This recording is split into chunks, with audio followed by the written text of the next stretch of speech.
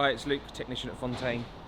Just wanted to bring this to your attention. This car came into us a couple of weeks ago with drivability symptoms of low power, smoking and an engine management light that was flashing.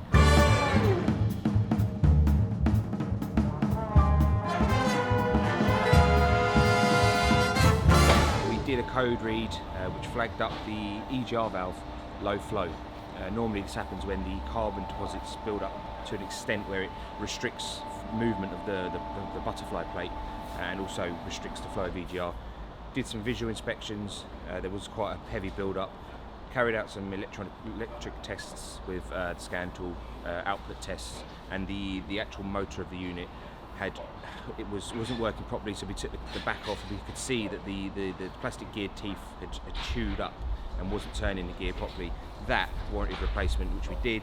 The throttle module, throttle intake was carbon built up, but it was working, so we attempted to clean.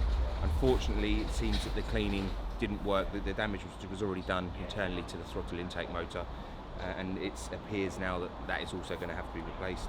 As I say, the drivability symptoms were low power, engine management light flashing, and the coil light flashing.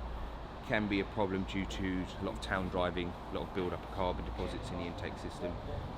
Maybe advisable to run an intake cleaner through your fuel tank once in a while if you are mainly doing city driving, and do try and get out on the motorway once in a while. Thank you.